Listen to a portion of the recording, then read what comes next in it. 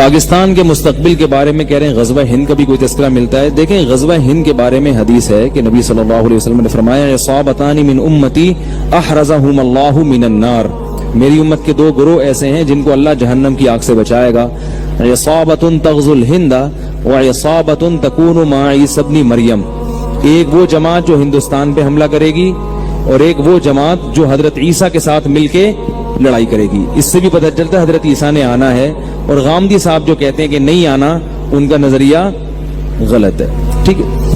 اب جو ہندوستان کا جس کا حدیث میں تذکرہ آتا ہے وہ اس میں پاکستان بھی داخل ہے, کیونکہ نبی صلی اللہ علیہ وسلم کے دور میں جو ہندوستان تھا وہ کیا تھا؟ پاکستان بھی. تو جو پہلا فریق جس نے ہندوستان پہ حملہ کیا محمد ابن قاسم تھا, جس نے جو ہندوستان میں سندھ کے راستے سے آیا اور پورے ہندوستان میں اسلام پھیلانے کا ذکر, اس نے اسلام پھیلانے کا ذریعہ, وہ تو 100% اس حدیث میں داخل ہیں, کیونکہ وہ لوگ تھے جنہوں نے ہند پہ حملہ کیا تھا, جس میں پاکستان بھی تھا, کہ پاکستان پہ بھی اٹیک کیا تھا انہوں نے. اس وقت جو تھے نا یعنی سب یہاں ہندو اور وہ دوسرے مذاہب رہا کرتے تھے, تو وہ اٹیک کر کے آئے اور اس کے ساتھ مجاہدین آئے اور پورے ہندوستان پہ آہستہ آہستہ ان کی اولادیں قابض ہو گئی. اس کے بعد جتنے اٹیک ہو رہے ہیں وہ اس حدیث میں داخل ہیں یا نہیں ہیں, اس کے بارے میں حدیث خاموش ہے. اب علماء کی آراء ہیں, اجتہادی آراء ہیں. بعض علماء کہتے ہیں نہیں, جب بھی ہندوستان پر حملہ ہوگا تو وہ اس میں داخل ہے, بعض کہتے ہیں اس میں داخل نہیں ہے. تو ہمارے پاس کوئی اس بارے میں صریح حدیث موجود نہیں ہے. اور ویسے پاکستان کا فیوچر میں ہندوستان پہ اٹیک کا کوئی پروگرام ہے نہیں.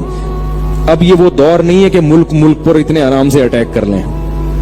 دونوں ایٹمی طاقت ہیں, ایٹم بم کھیلنا, انڈوں سے کھیل سکتے ہو, تم مجھے انڈا مارو میں تمہیں انڈا مارتا ہوں. برسات میں کھیلتے ہیں نا لوگ, ٹماٹروں سے کھیلتے, تم مجھے ٹماٹر مار. اب یہ نہیں ہوتا کہ تم مجھے ایٹم بم مارو اور میں تجھے اٹھا کے بم ماروں. دونوں ایٹمی طاقت ہیں, دونوں یہ غلطی کبھی نہیں کرتے. اب جو جنگیں ہوتی ہیں وہ سرد جنگ ہوتی ہے, معاشی لحاظ سے اندر کھوکھلا کر دو, اندر تحریکیں کھڑی کرو کہ یہ ٹوٹ جائیں. تو اب ہندوستان پر پاکستان حملہ کر کے ہندوستان پہ قبضہ کر لے, ایسا نہیں ہو سکتا. اسباب کی دنیا میں یہ نہ پاکستان کرے گا اور نہ انڈیا ایسی حماقت کرے گا کہ پاکستان پہ حملہ کرے.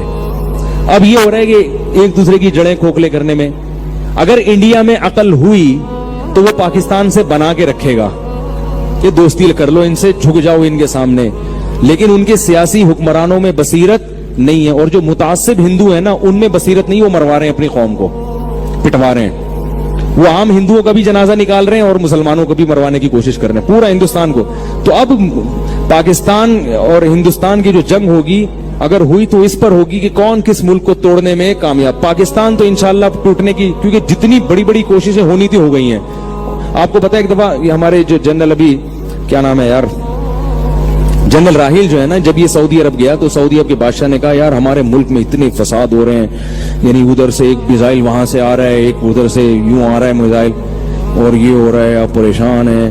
تو راحیل شریف نے کہا کہ تم لوگوں نے بھی پریشانی دیکھی نہیں ہے, ایک بم وہاں پھٹ گیا, ایک وہ ہو گیا, یہ تو ہمارے بائیں ہاتھ کا کھیل ہے. ہمارے ہاں جو ہم نے پریشانیاں دیکھی ہیں, ادھر 1000 کلومیٹر پہ انڈیا اتنی بڑی پاور وہ بیٹھا ہوا ہے, ادھر پورے 1000 کلومیٹر پہ امریکہ بیٹھا ہوا ہے افغانستان میں, اور انڈیا کو بھی بٹھایا ہوا اس نے. اور پھر ادھر صوبہ سرحد میں اندر سے تحریکیں چل رہی ہیں, ادھر سندھ میں, ادھر بلوچستان میں اور ادھر کراچی میں. کہہ رہے ہم نے باہر ادھر بھی لڑے 1000 کلومیٹر پہ, ادھر بھی لڑے, ڈرون حملوں کا بھی مقابلہ کیا. اور جو ایجنسیاں غیر ملکی ہمارے بلیک واٹر کے نام سے گھسی ہوئی ہیں, ان کے خلاف آپریشن بھی ایک ہی وقت میں جاری. ملک کے اندر دشمنوں کو بھی ختم, باہر سے دشمنوں کو بھی ختم, اور بلوچستان کی تحریکوں پہ بھی کوشش. یہ ساری جنگیں الحمدللہ ہم کامیابی سے لڑ رہے ہیں, اور ہمارے اعصاب ابھی کمزور. میں پورا بیان نقل نہیں کر رہا ہوں, اس کا جو مفہوم بیان کر رہا ہوں. ہمارے اعصاب کمزور, تم نے تو پتہ ہی نہیں کہ دہشت گردی ہوتی کیا ہے. یہ کہتا ہے ادھر پٹاخہ پھٹ گیا, ادھر سے جیسے ایک آدمی چاروں طرف سے بم گر رہے ہیں اور وہ وہاں سے بھاگ کر آئے, اور وہ دوسرا کہے یار ادھر شب برات کا پٹاخہ پھٹ رہا ہے, میں ڈر گیا, مجھے بچا لو. کہے گا بھائی تو پٹاخے سے ڈر رہا ہے. تو عرب لوگوں نے ابھی دیکھا نہیں ہے کہ دہشت گردی, اللہ بچائے سعودی عرب کو ہر قسم کی دہشت گردی سے بچا کے رکھے. تو پاکستان نے بہت سارے محاذوں پہ جنگ لڑی ہے اور الحمدللہ اب کامیابی کی طرف جا رہا ہے. تو اب الحمدللہ کوئی ایسی سازش پاکستان کے خلاف اللہ کی رحمت سے پوری امید ہے مستقبل میں نہیں ہو سکتی جو پاکستان کو توڑ دے. اب نہیں ہو سکتی انشاءاللہ. تو اب جو ہے نا انڈیا پاکستان کا کچھ نہیں بگاڑ سکتا. اور میں نے بتایا آپ کو پاکستان نے تمیز سے بات کرنا. آپ نے دیکھا جنرل مشرف کا بھی بیان سنا ہے, ایک انڈیا کے ایک اینکر نے کچھ الٹی سیدھی باتیں کی کہ گوادر بن رہا ہے پاکستان, چائنا کا غلام بن رہا ہے اور یہ ہو رہا ہے, تو وہ کیسا جواب دیا ہے. چند سال پہلے تک پاکستان آرمی کا کوئی ریٹائر آفیسر اس طرح سے انڈیا سے بات نہیں کر رہا تھا, یہ سٹائل نہیں تھا. اب پاکستان کی ٹون الحمدللہ, بھائی جب آپ محلے کے دادا بنتے تو آپ کی ٹون چینج ہو جاتی ہے. میں نے ایک واقعہ بتایا, ایک آدمی گیا, وہ چاقو نکال کے کسی سے کہہ رہے جیب میں جو کچھ ہے نکال دے. اس نے جیب سے بندوق نکال لی. جیب سے کیا نکال لیا؟ بندوق. تو اب ٹون کس کی چینج ہوگی؟ اب کہہ کہ تیری جیب میں جو کچھ ہے تو نکال.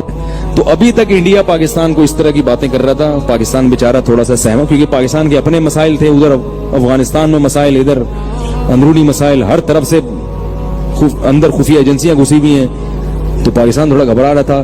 اب الحمدللہ پاکستان کی ٹون, اب پاکستان نے تمیز سے بات کرنا چھوڑ دی ہے. پاکستان کہہ رہے اس سے ہم تمیز سے بات کریں گے جو ہم سے تمیز سے بات کرے گا. وعلیکم السلام اس کو کہیں گے جو ہم کو السلام علیکم کہے گا.